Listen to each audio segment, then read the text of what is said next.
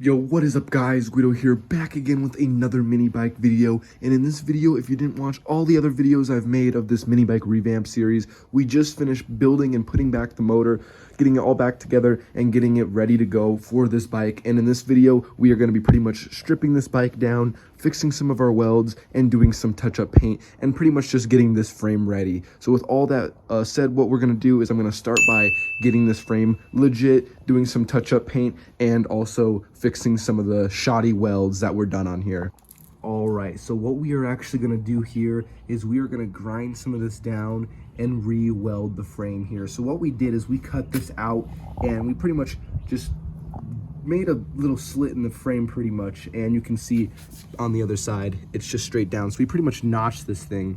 We made a little Y here so we could fit our carburetor in with our Predator 212. And this is when we kind of first started in the mini bike game. We didn't have a welder. We had to borrow a stick welder from a buddy, and you can just see the welds on here are absolutely horrendous. They're horrible. They are garbage welds. Just look at that. That is awful.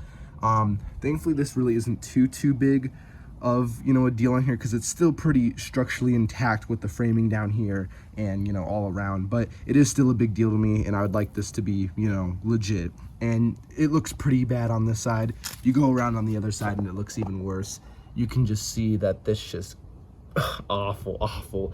There's even a section in here where we completely missed it, or either it kind of cracked open. Like right here you can just see the burn through and just the areas that just it's awful. So what we're gonna do is we're gonna grind this down, and we may just re-weld it. We also might kind of redesign this whole area a little bit better, just so it kind of flows with the frame a little bit more, make it look a little bit nicer, and then also too just give me a little bit more room. You can kind of see where the carb has kind of contacted the frame there still, because it's just there's not a lot of room.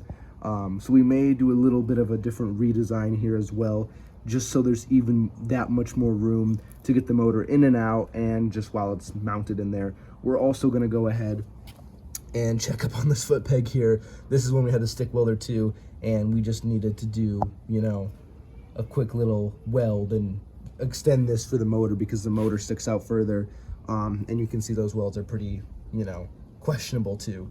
Same with on here, but this is just a battery mount. It's not too big of a deal, and this thing's solid as a rock. It's got the full penetration, whereas this is kind of So we are going to go ahead and fix this. All right, and I kind of have the motor just sitting in here mocked up, so I can kind of show you guys the spacing here. Obviously this had to be cut because there's no way that this carburetor would fit, and it's still really close. You can actually see right now it is up against the frame right there.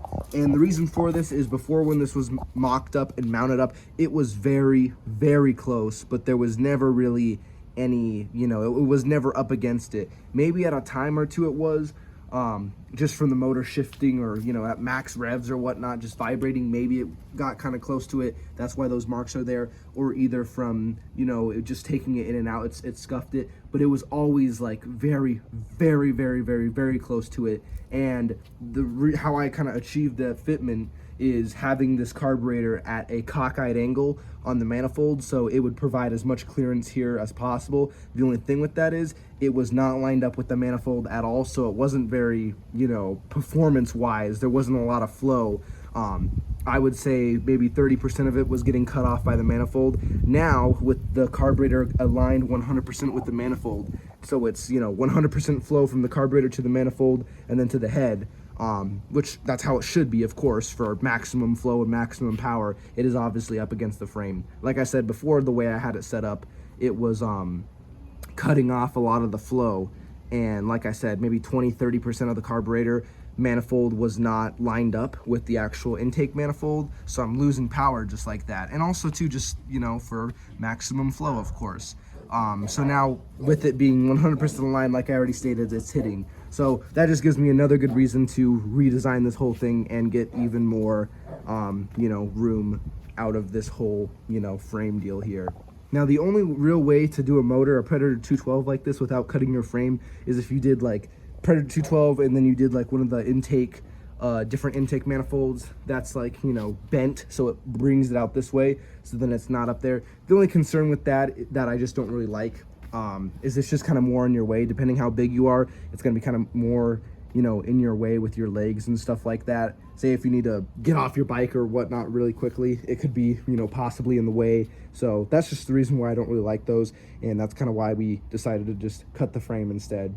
What we ended up doing is just going ahead and refixing the welds, grinding them down, and throwing on a new bead on there, making sure it's all nice and completely welded. We're gonna grind it down, get it all painted up, and as far as our clearance issue with our carb, we're just gonna install 2 spacers on the back 2 bolts just to tilt the motor up in the rear, just the slightest bit to give us clearance for our carburetor.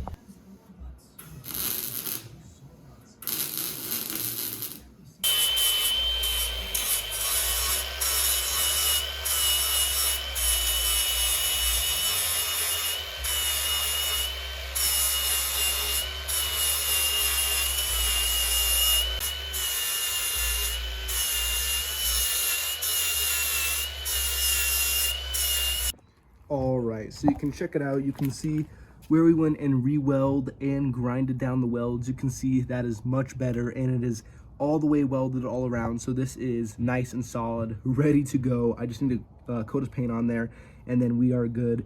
What I'm actually gonna go ahead and do before I paint this, obviously I'm gonna coat and spray this whole thing down, get it all nice and clean, ready to go. But before that, I'm actually gonna go ahead and take my light system and all this wiring stuff out of here. You guys will see what I'm going to be doing in a later episode. I am going to be installing new LED lights on here because these ones are kind of hitting their prime. You can see they're starting to yellow. The white backing on them just looks pretty ugly. I found some way nicer ones that are black that's going to just fit in. Plus these new ones have more LEDs on them. They're brighter. And then also too, like I said, they're kind of getting to their prime. This one for my license plate doesn't even really work. It only works here and there because that connection's kind of messed up. So I'm going to be installing new lights on there, and I'm also going to be ditching my stereo system. Super duper cool, don't get me wrong. It's an awesome system. I can hear it pretty good when I'm going down the road. The only thing is these speakers are just junk. They're really cool, but the plastic housing on here is just not very good quality. And for those that have never ridden a mini bike, or even like one like mine where I have a bunch of built parts and a cam, upgrades done to it, you'll know that these bikes rattle like crazy. They're like a mini Harley. They vibrate like crazy. So you can see this thing is just super loose, and I've had issues with the brackets that actually come on here. They actually crack and fall off, so I had to make new ones. The new ones I made cracked and fell off too, so I used pretty much as thick of steel that I could find that I had at the house, that would obviously be somewhat of a fit for this steel here, because obviously this is pretty thin material too. And the brackets are fine now, but the issues I'm having now is the actual speaker.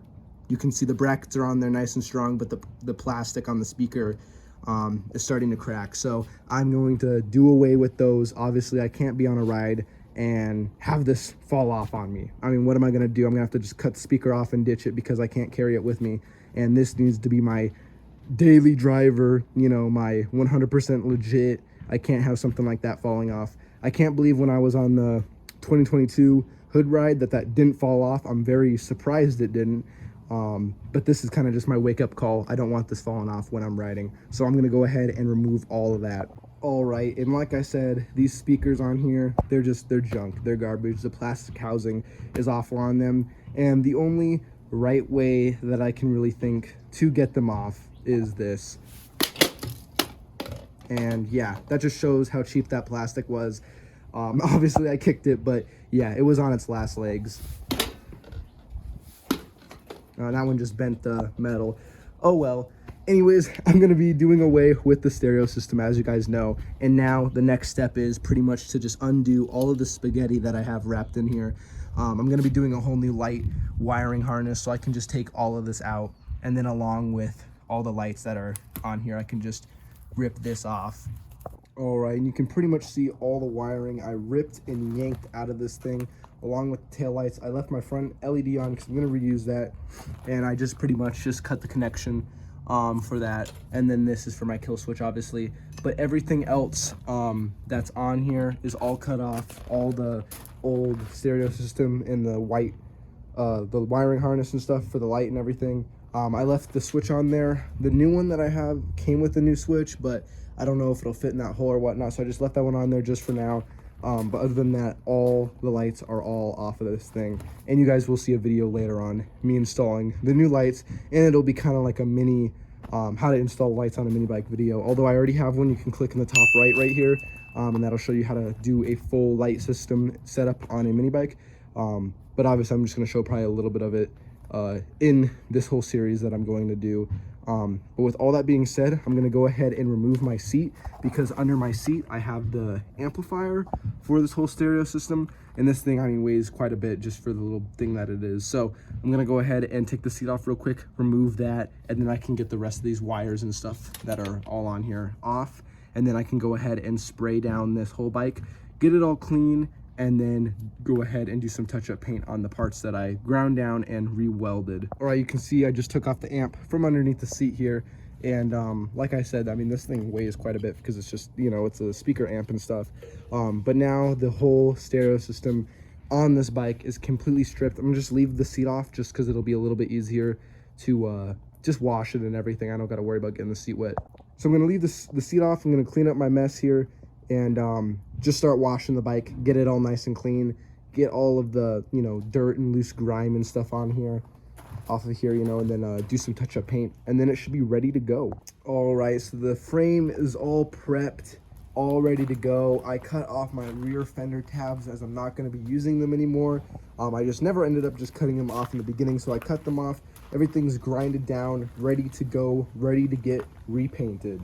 All right, and would you check it out? Everything all on this is all nice and freshly painted to match the whole entire frame. This thing is ready to go. So now what I'm gonna go ahead and do, I'm gonna go ahead and reinstall my brake caliper there. It just slides on over the caliper guide pins. I'm gonna go ahead and just kind of clean those up and throw some grease on there just a little bit, just in case it needs to move back and forth.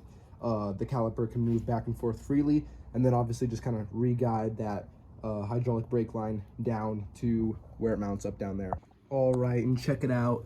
I got the brake all reinstalled, all ready to go. So now I can go ahead and throw on my rear wheel. Now we can go ahead and throw on our washer once we have the whole wheel all together, all on, and the axle or the bolt through. Throw on our washer and tighten down our nut. Now, since the rear wheel is all installed, the motor is ready to go in. So I'm gonna go ahead and drop in the motor.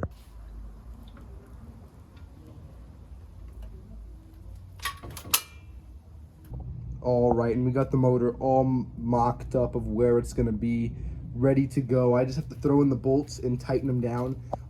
Since this is kind of a problem now that I've had since I adjusted my carburetor, the way it sits on the manifold. So now it's free flowing, it's a straight flow. For ultimate performance, of course. Before, the way I had it adjusted, it was all like cockeyed and messed up. So for example, not to get all, you know, technical or anything, but for example, maybe 25% of the airflow was blocked by the manifold because it wasn't straight. So I've since straightened that, so it's getting all 100% free flowing air from the carburetor to the manifold, which is then port matched to the head. And then same on the exhaust side as well, and the exhaust is port matched as well, so it's free flowing as I can get it. But since I did this, now it is coming in contact with my frame, because I had it cockeyed before so it would clear the frame. Obviously, because this Mikuni isn't going to clear this frame on this Monster Moto. So the way I had it angled before, it would clear, but I was getting less free flow. And now obviously it's, you know, now I have it angled the way it needs to be and it's hitting the frame. So I've made these little spacers here, which I'm going to go ahead and install under there. You can kind of see they're cut at a little bit of an angle, which I'm going to go ahead and install, which will jack up the rear end of the motor just a little bit, just so it clears the carburetor. And then plus still there's a bunch of clearance too. If I ever need to change to a different one or a bigger one, there's more room in between there, because right now it's right up against the frame. With this, there's quite a decent amount of room that is, you know, from the carburetor to the frame. And obviously you don't want to have your carburetor, you know, resting on your frame. That's just, you don't want it to be, you know, touching, of course. And especially with all the vibrations that this frame has, you don't really want, you know, more vibration from that frame being directly on that carburetor. Of course it's going to vibrate because it's on the manifold, but you get what I'm saying. You don't want it to be touching, so I'm going to be installing these. All right, so you can see the motor is all bolted up, all tight, and all installed. Now what I'm going to go ahead and do is I am going to install my exhaust. And would you look at that, we got the exhaust on there. awesome. I also went and hooked up my oil catch can as well, so that's all connected, all ready to go. Check it all out. It looks super duper sick. The chrome looks awesome on this thing, and yeah, I'm just super duper happy with it. So now what I'm gonna go ahead and do, since this thing is pretty much almost ready to go, I am gonna go and install my kill switch wires. It's super duper easy. It's just the bullet connector there that is on the coil, which just plugs in. That's the female, which plugs into the male bullet connector on my kill switch. And then this I will just go and mount in between my blower cover here as the ground, and you can see the wire comes all the way up to my kill switch here. So I'm gonna go ahead and just connect that real quick. All right, and I got the whole kill switch all wired up, all ready to go. I should be able to kill this motor when I start it. Pretty much everything is all legit on here. I haven't reinstalled my seat yet because I actually don't have it. I sent it off to go ahead and get reupholstered. I'm just gonna do something kind of subtle, nothing too crazy, but something that I definitely think will be, you know, subtle enough to complement the rest of the bike. So I'm currently waiting for that to come on back. So you will see that in another video. The last thing I have to do is just reinstall my throttle cable, and this bike is ready to go. I still have to do the new wheels and tires and the whole handlebar setup, which you guys will see in the later videos that are going to be coming out of this bike. This is just kind of the reassembling stage of it, as I got the whole motor all back together, tight, torqued, and on the bike. So like I said, we are still waiting on that seat, and it should be done pretty quick here, maybe a few more days. But you guys will see the videos obviously when they all come out. So now the last thing to do, easiest thing probably to do, is just to take your throttle cable here, top hat, with your slider here and the needle, drop it down in the carburetor and tighten it all up. All right, and it's easy as 1, 2, 3. It's all done, all installed, ready to go. Make sure you guys like and subscribe, and you stay tuned for the next video that's going to be coming out on this. As you guys will see, we're going to be finishing this thing up. I'm going to do a video on the wheels and tires. As you can see, I have them sitting back there ready to go. I went with the Snuff wheels and tires. I always used to go with the Ultimate Street mini bike tires by Go Power Sports, but I've always had issues with those bubbling for some reason. I'm not really sure why. I've even ran them with less PSI than recommended. I didn't know if maybe it was an overinflation type of deal. I've even ran them with less PSI, and the same thing still happens. The inner wiring on the tires just, for some reason, it just comes apart, and the tire will kind of bubble out and bust out on a side. For some reason, I don't know why, and obviously it's unstable. You can't ride it like that, and it's completely dangerous. So then you have to throw away the tire and scrap it. So I'm not really sure why I have an issue with those tires, but it's just the design of them, I guess. A lot of other people have had those issues too, so they recommend doing the Snuff. It's pretty much just like the Ultimate Street tires, but way better. I guess they last way longer. They provide way more grip. The tread design on them is definitely way better than for the street. The Ultimate Street tire is really nice and smooth, but if you're going down some pretty aggressive, you know, roads, and where I live, there's a lot of potholes and the roads aren't very smooth. These tires, I think, are going to be a lot better because they have more tread on them, but they're still a street design. And I guess also the inner webbing and the wiring of the tires, I guess, are much stronger. You're not going to have any issues with it bubbling out or anything. But it's my first time getting Snuff tires, so I'll get them all installed in the other video, and you'll see. And I'll do a little review on them and really see how long they last and if they are any good. But with all that being said, I hope you guys enjoyed. Make sure you guys stay tuned for the next mini bike video that's going to be coming out on this bike here. The first mini bike revamp here, getting this thing all ready to go. And yeah, make sure you guys stay tuned. Make sure you guys comment, like, and subscribe. And peace.